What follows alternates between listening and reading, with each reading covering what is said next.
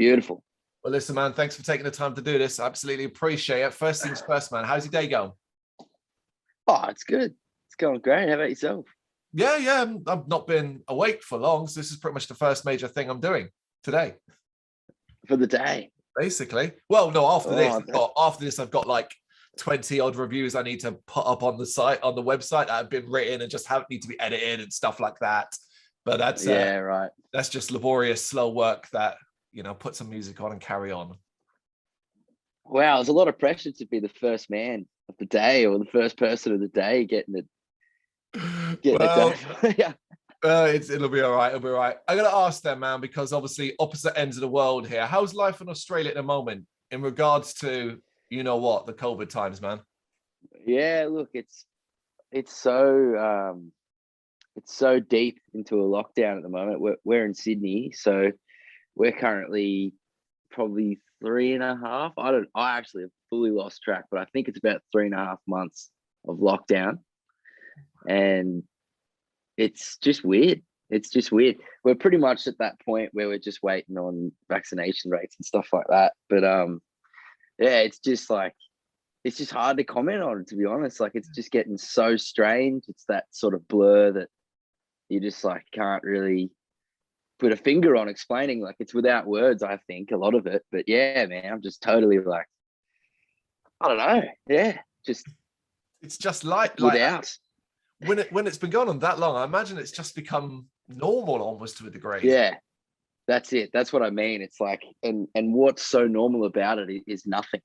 There's just so little to like comment on in many ways. You know what I mean? Because like it's just been not exactly like a very productive time either. But like that's just how it goes, dude. That's just lockdowns in general. But yeah, we're pretty much coming out of it now anyway. I'd say by the looks of it. So we can hope. Well, how about fingers crossed? How have you been coping personally and professionally over the past sort of 18 months or so since things really kind of kicked in? Man, to be honest, like pretty good. Like, I've been so lucky in so many ways. I've been in like a really good position where I guess 2019 in particular for both bands I play in was like a really good year, and a lot of years before that sort of like all compiled, and really like I guess it all came to a head in 2019, especially towards the end. So if anything, the beginning of COVID for me was like, if anything, the beginning of COVID for me was like a breath of fresh air. Yeah. I was like so burnt out, and it was a really strange kind of burnt out. I really had no idea I was burnt out until I stopped. And yeah, I guess along with that in 2019, we were busy touring, but we also did a couple of records, and they came out sort of towards the end or like mid 2020. So like we got a lot that carried us through, and I personally got like a fair bit out of it, especially last year. This year's been a whole lot different though, I'd say, like just because of this last few months being just fully locked down the whole time. But other than that, like we got a sneaky tour in, like it all died off for a few months, and the other band I play in, not Whatever Forever, unfortunately, but I personally got to do a really good tour, and then pretty much immediately after we actually didn't even finish it got cut off with this whole setup. So yeah, man, like lucky all in all, I'd say I've been, and pretty good, like, to be honest, man. Yeah, how about you? How you going? I'm pretty much the same, really. I carried on working throughout our most hefty portion of it, because we had a thing where it was like, if you're an essential worker, you kind of had to keep going to work as per usual. So if you're like in the NHS, the nurse, a doctor, things like that. Well, I'm neither of those things. I'm transport. Right. Like normal. And then eventually I caught it myself. So that stopped me for a little while. But out sort of in this country, in England, the UK, it was kind of inevitable. We haven't always, we haven't exactly done brilliantly. I noticed it was it looked like it was sort of that setup, like you were going to get it if you were just there. Yeah. And now it's just vaccinations and stuff like that, really. So at the moment, things are kind of, I don't want to say normal, but things are, you know, put this right, I can go to, I've got gigs coming up, I've got shows, I was at Bloodstock in August, stuff like that. So yeah, no lockdowns or anything like that. Yeah, that looked so good, man. Oh, all the stuff I'm seeing from over there, like it's like, honestly, for a lot of us, you probably can't see it from over there, but I think for a lot of us over here, it's like a light, you know what I mean? Like a strong light at the end of the tunnel, you know? Yeah. But yeah, it's good to hear. I'm sorry you got it though, man. That's hectic. Like, it's so full on. I'm here, I'm well, you know, so I can't complain. Beauty, mate. That's Gave me all like 2 weeks off work. Yeah. It's good. So basically, like you were happy, you enjoyed the sudden stop, you were able to slow down and, as I say, take stock, you were burnt out and enjoyed that. But now, like I said, you're in that position where it seems like never ending and you want to keep getting going. What, if anything, then would you say during this period, positive wise, that you think you can look at and go, you know what, that really kind of helped? That really helped me. Oh man, in so many ways, to be honest. Like, that's another thing that I sort of add to why I guess I consider it being pretty lucky. Is like, it's probably the same for everyone else ever. It's just a time to be reflecting, and there's nothing you can do about it. Like, you're going to reflect a lot, and I'm somebody that like naturally just reflects a lot anyway, I think, by nature, which isn't at all a good thing in many ways as well. But it was just like a lot of time to just sort of regather and just sort of, you know, like stop and get a contrast on things. You know, like, it's crazy to sort of, you know, like, as long as I can remember, I wanted to do what I'm doing now, I guess, like, in a sense, or was doing anyway. And I just like worked towards that like nothing. And, you know, there was so many things about what I was doing that I was sort of probably taking for granted, but that's like only one aspect of it. You know, like, I got right into, you know, all sorts of different things because of COVID, and got heaps better at things that like I never thought I'd get better at. And, you know what I mean? Like, there's just too many things that I can touch on that I've gained out of it, I guess. You know, it's full on. Like, there's a lot to lose, and you know, there's like a lot of negativity about it and stuff. And I don't know. To me, it's balanced out. Like, it's pretty even inside.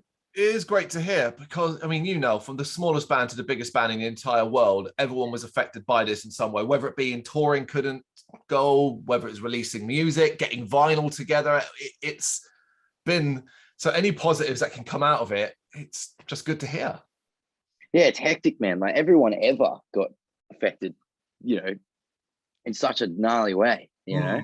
And I find there's like a lot of comfort in that, in a weird way, if that makes sense. Like, it's just like, it's good to know that everybody is in it together, one, and like everybody you look at all, anywhere in the street, is like you know what I mean? Which is, in you know, in my view, like a pretty good way to look at the world anyway. You know what I mean? It's sort of just, it brings a lot of things down to one level, which is pretty sick. I've definitely liked that aspect of it, especially around Australia, you know.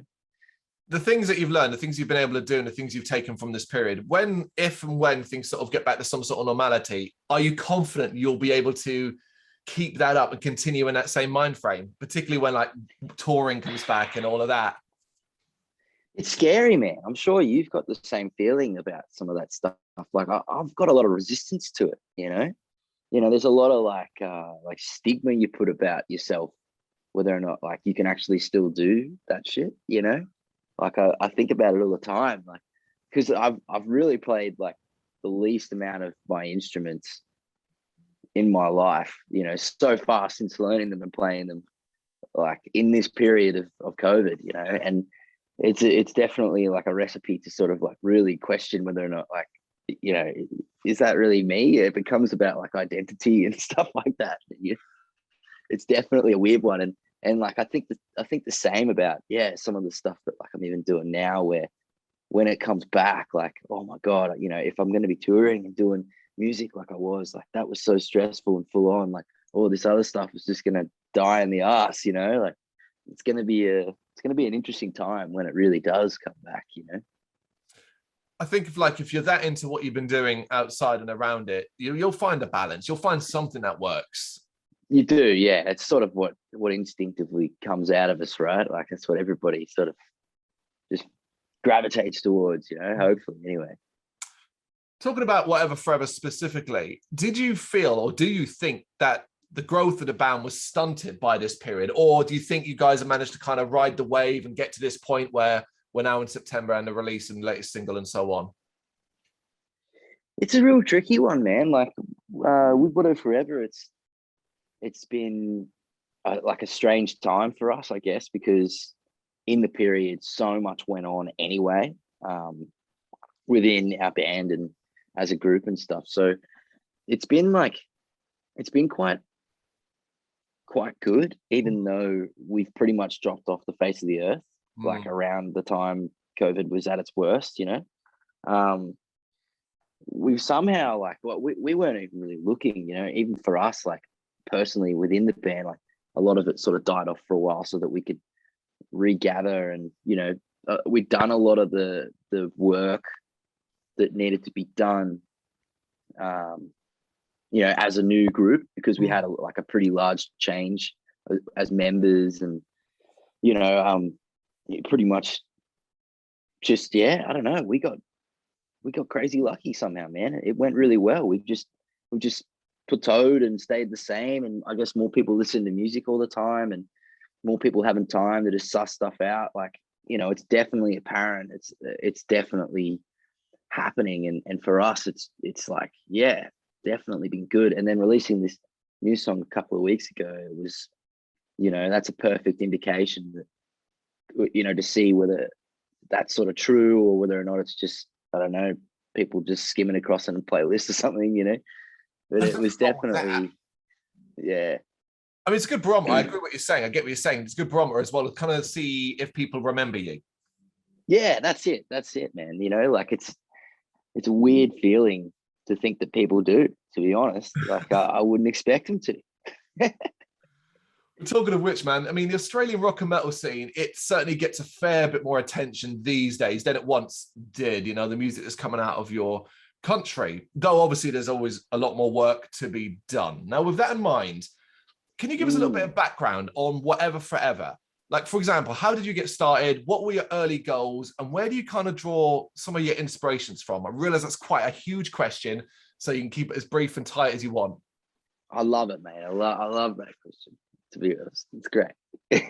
But well, it started without me, to be honest, man. Like I've come in at a pretty, well, not late, I guess. Like it was very much a high school friends band between our guitarist Nick and all of his high school friends that, you know, like weren't really musos per se. Like they weren't sort of playing in other bands or pursuing that or anything like that. It was just a really good close group of friends that went to high school together that were just jamming. And then, you know, they put together some songs and stuff like that. And I moved in with Nick into the home that pretty much a lot of that was going on, and joined, you know, a separate band with Nick.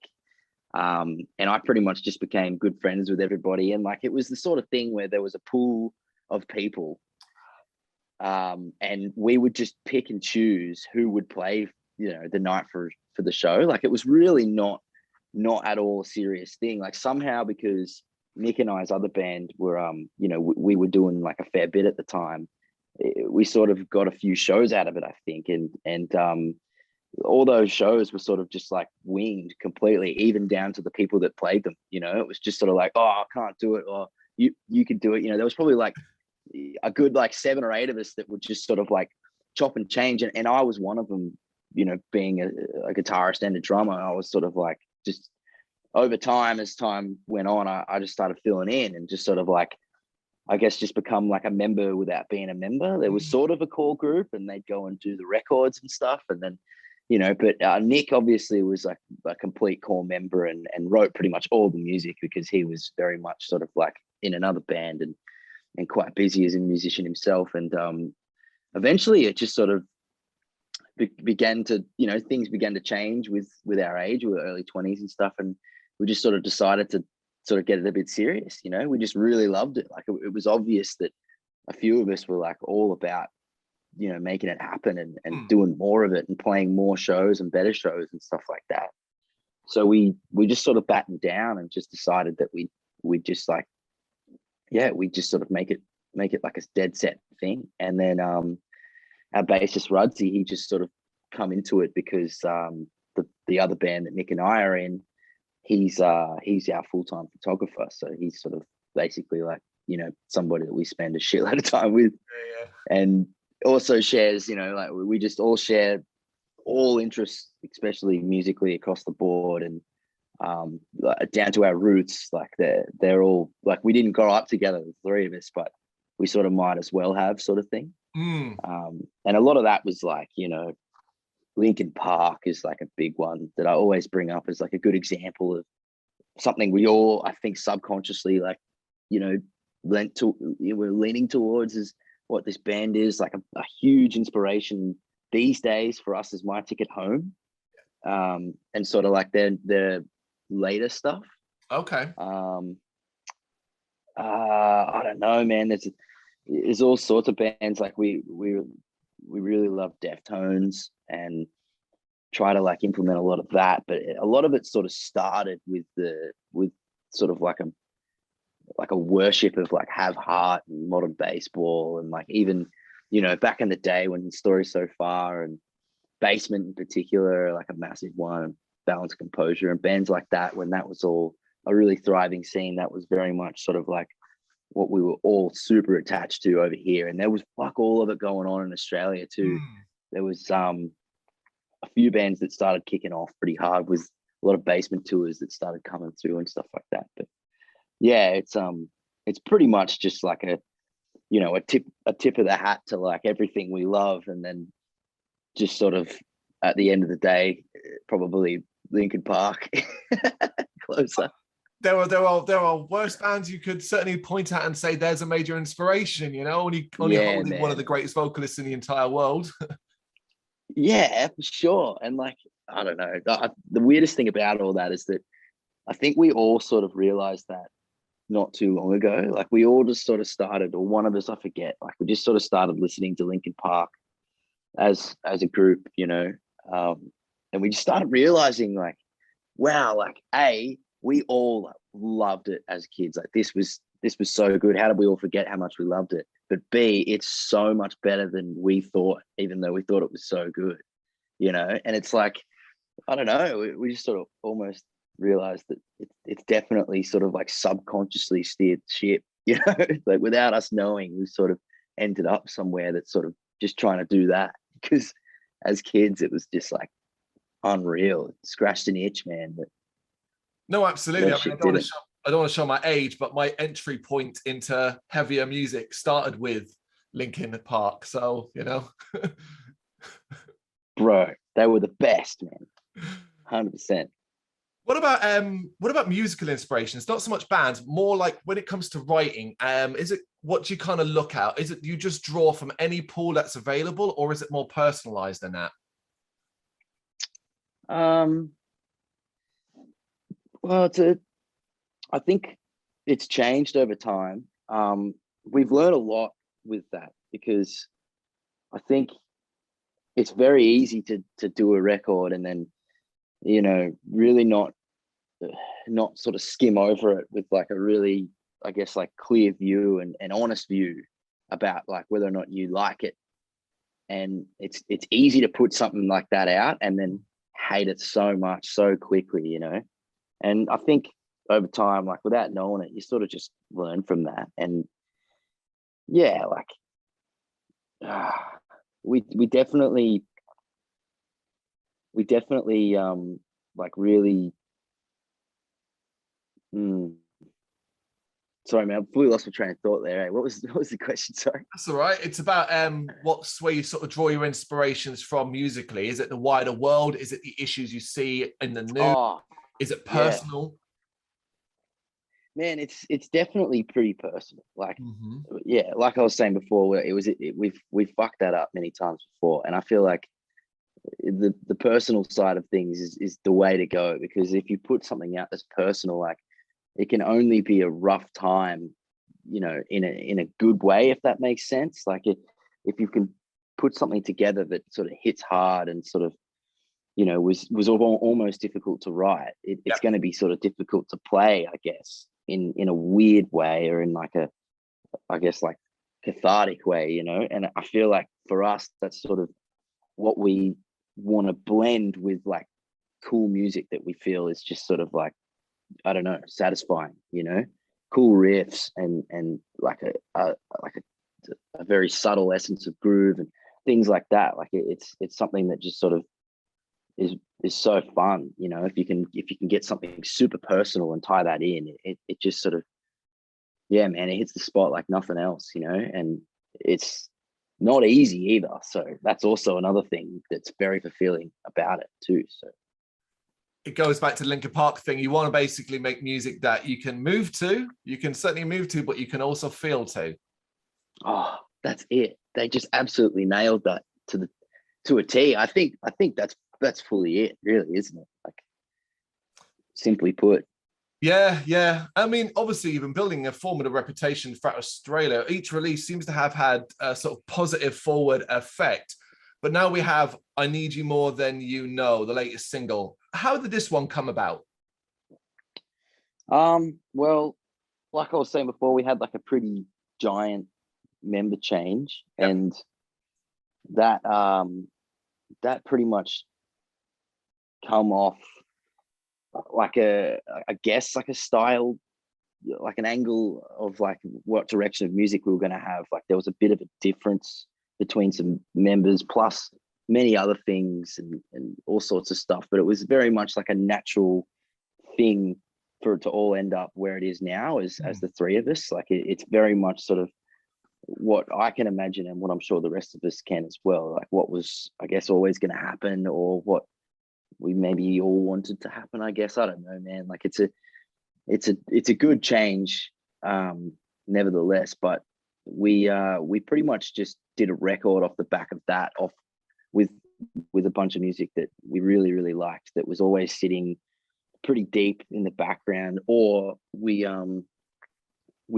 wrote like a couple of new things and sort of got to contrast it. But a lot of work went into it, because there was a lot of songs that Whatever Forever had written that were just sitting in like a bank. Like, we had, because Nick, our guitarist, he's just he's an incredible songwriter, and sort of like can't stop. Like, it's his grand hobby sort of thing, you know.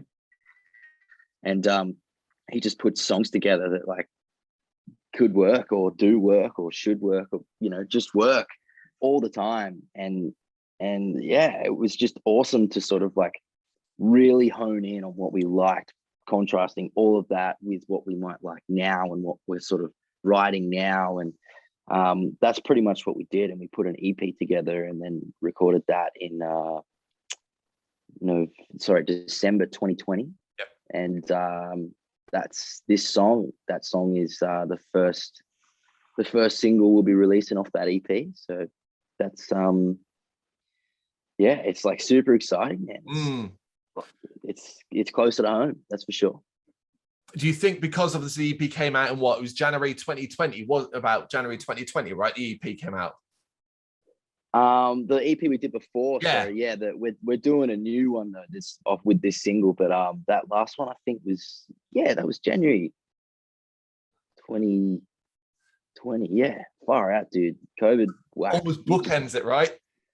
It's fucking full on, man. But yeah, January 2020, that EP, that was pretty much heading towards the direction where we're sort of going in as well now. So still, it's fascinating that you're going to end up having this sort of bookended release sort of situation right at the beginning, January kind of thing, and then everything died down, and now we have the new single of the upcoming EP. hopefully Yeah. the end of everything.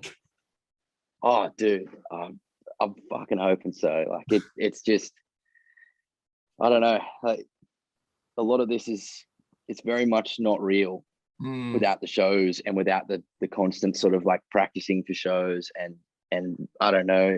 There's just always something going on, as I'm sure you would know. You know, like it's just to only live through it online. It's just so strange, man. Technically, it's not real, right? You know.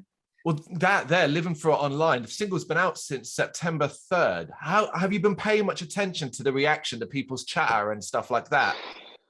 Man, to be honest, I unfortunately and embarrassingly haven't. I really haven't had sort of like too much of a look. It's just weird. It's for that reason, you know. To be honest, it's that exact reason. It's just sort of like a lot of it is it's just an illusion, I guess, for lack of a better word. You know what I mean? But at the same time, it's been sick, and I know that like I've had like a good sort of idea of what's going on with it, sort of thing. But haven't been sort of like reading comments and doing stuff that like I'd normally be doing if I'm really excited about like what's going to be coming off the back of a release, for example. You know.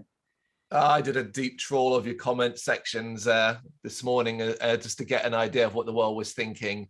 It's incredibly positive. Well, that's good, man. That's the main thing, you know. That's it. That's all you can ask, right? You know what I mean? But mind you, you do. I think you do every so often want to have some really hateful comment in there just to know you've made it, because you haven't made it till someone hates you. Well, that is so true. It's definitely weird if you haven't got somebody there that's at least writing it off, you know, at least pointing out something that's just like been overlooked, you know, something like that. I mean, the obvious goal overall is to get Whatever Forever sound out of Australia and into a wider audience set of ears, man. This is a challenge. Is it a challenge you welcome? And what do you reckon it's going to take? Man, I would love to do it. And it's definitely our top goal, I guess. You know, we don't really like to look, excuse me, too far ahead, obviously. And, you know, like I guess plan, but it's definitely something that like we all have in our hearts as like the final destination that we're going after. And it's hard, man. Like, yeah, you know, I've said a few times, like I'm playing another band with Nick, and like we've been fortunate enough to sort of get over to your end of the world, and it's just there's so much like I guess luck, and we just have to be at the right time. And you know, knowing that, it's just we might as well just go for it and be as authentic as we can and enjoy the fuck out of it, because no matter what, either way, if we're doing that, then you know we've got all our ducks in line, man. If somebody like picks it up and enjoys it and really thinks that it's going to be worth their time in another country, then like it's just going to be the best experience for us, and I guess anybody else, because if we care about it, then it's easier for other people too, I guess, you know. But more touring here is definitely a big one. We definitely want to smash Australia first as well. Yeah, because I don't think it's hard to get out of Australia without smashing Australia. It's sort of, you know, it's not really earning it yet. You know what I mean? Oh, yeah. I mean, this situation's the same. I mean, it's easy for us to kind of us in other countries to kind of forget that, and especially if you've never been there, it's a big freaking country. It's way too big, man. Way too big. Okay, I love that I love how grounded you are, and in reality you are. I think that's super, super important for bands these days to kind of remember that it is very difficult and there are limitations, but you're gonna have to work for. But let's do some hypothetical shit. Yeah. Do you have some dream places you'd love to play in the future around the world? Man, oh well, America would be a big one for sure. But I would love personally to play like the UK with Whatever Forever. That's a big one. And I don't just say that just because, you know, biased because I'm talking to you. You know what I mean? That's definitely. I don't know what it is or why. It's just I can just really picture it, and it's just something that I feel like there's like a good chance of connection there, you know. Mm. And I think it might be because of that whole you know, the whole basement side of things, and the way we sort of like grew up, probably mostly frothing their sort of shows, and the shows they were playing over there back home for them. It was just like, whoa, I don't know. It's just something about it. I just feel like it would just be the best tour ever to even just tour there. You know, I don't know. It just makes sense. But Anywhere and everywhere, right? Never played the US, man. I would love to also play anywhere in the US, like New York City, playing a show there. That would feel crazy. Just be like, what the fuck am I doing here? You know? Oh, that's fantastic. When you were over here in the UK in your other band, do you remember the venues you played? Yeah, man. Yeah, we played the Underworld, and we played. Oh man, it's tricky. We've done it a few times, and each time we've been lucky enough to do like a good 5 or 6 shows, or at least 5 in over there. So we've done like Birmingham. Oh my god, dude, I can't remember them, to be honest with you. Manchester, it's so hectic. Glasgow, that kind of thing, yeah. Yeah, we've done Glasgow. I loved Glasgow as well, and oh, far out. What are the venues called, dude? I can't even remember the names of them. I remember the Underworld, but the rest is sort of. Well, the Underworld's a blur. It's all cities. That's my local. Oh, really? Nice, yeah, we're in London. Dude. Yeah, London. Man, that place is Something such else. a good fucking venue. Oh. Oh man, I got one more question for you then, and it's really just, again, I get it. It's hard to put plans in place because of the state of things. But what are some of your sort of short-term and longer-term plans coming up? Oh man, well, definitely smoothly put this EP out for sure. That's obviously like a real big thing. We definitely want to sort of make sure, you know, we're happy with the way that it goes out, and it's you know, it's just a stressful time making sure that you get it all right and everything, you know. And just playing any shows, like, to be honest, I've got like heaps of ideas, way too many in fact, that, you know, hypothetical. And yeah, I just want to play any show. But I guess if I was thinking, definitely it's all going to come back soon, do as many tours as possible, and definitely record pretty soon as well. Like that's another thing that us, like the three of us and Whatever Forever, have definitely talked about, is we definitely want to like be quick with another release and be different again. You know, we want to switch it up one more time again and do things differently, like probably not so much musically differently, but just sort of the way we go about it, and, you know, like the way we probably more than ever perceive it. You know, we just want to just see what happens, man, you know, in the chase to be as, I guess, yeah, as real as possible. And to be superstars, man. That's what it's all about. Man, the more shows, the better. They're so fun. Yeah. And, if that's what you have to do. And never forget, you know, more shows, word of mouth still counts for something. You know, you can have your big online presence, get your YouTube videos out there, but, you know, if you're out and about and people are seeing you and they tell them, mate, and stuff, that I still think that stuff matters. Oh, 100%, man. It's just like, no matter what, all those bands that are killing it online only, I guess, which isn't really a thing, you know, but like, I guess if it was, like, it would be nowhere near as good, man. There's nothing like playing a show where, you know, you and the people there, you're connected, you know, and it's going off. Like, there's just nothing like it. I have to ask you then, now you've mentioned that, I just got to quickly ask you, did you at any point consider or look at like the kind of like streaming online stream shows, and did you kind of experience any yourself from a fan's perspective? Yeah, I did, man. I think it was a really weird one, wasn't it? Like, I feel like in the beginning, maybe it was sort of done a little bit like, I don't know, I don't want to say wrong, but you know what I mean? Like, maybe the way we went about it early on was sort of just like, I feel like we just went way too hot with it, you know? We just sort of went all the way to like the craziest shit we could do. And I remember that Code Orange one that they did that was just like fucking crazy, man. I don't know if you saw that, but like they were doing live like visual effects and, you know, cutting to all this like animated stuff they put together. It was like in a venue and just like as good as it could as it could get. Like you just cannot top that ever. Yeah. It just can't be done better again.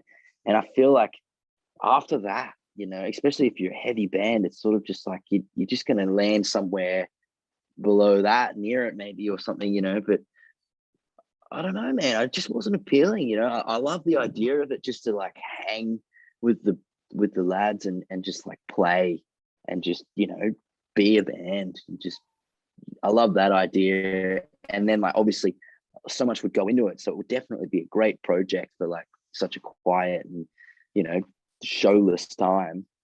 And that was definitely really appealing. But as far as like, you know, doing it for the fans, and or I guess, or whatever, you know, whatever angle it would be to doing it sort of thing, I don't know, man. It was just sort of not really that worth it, I guess, for me personally. I was just sort of thinking more, I'd rather wait and just sort of like, you know, push through this, do as many other things and learn as many things as we can about ourselves and about like whatever life in the time, you know, and come back and, you know, play shows like we're meant to. That's the goal, man. Just be a show playing machine and fucking make great records and have fun doing all of it. That's, you know, that's it. So it was a bit, yeah, it was definitely a fucking hard one, man. It was quite a debate, wasn't it? You know, it was a novelty that wore off for me personally. That's it. Yeah, I think I sit in your boat with that. There we go. On that, thank you so much for taking the time to do this, man. I really appreciate it. Thank you, man. I really appreciate it as well. It was awesome. Thank you very much for watching. You can check us out on gbhbl.com, as well as on Facebook, Instagram, Twitter and Tumblr. Go to Patreon to help us out over there. That's patreon.com/gbhbl, as well as Big Cartel, where you can find some of our merchandise. We have a podcast running on SoundCloud and Apple Podcasts. And of course, if you like this video, do us a favour, hit the subscribe button and help the channel grow. Games, horror and heavy metal. What else is life for?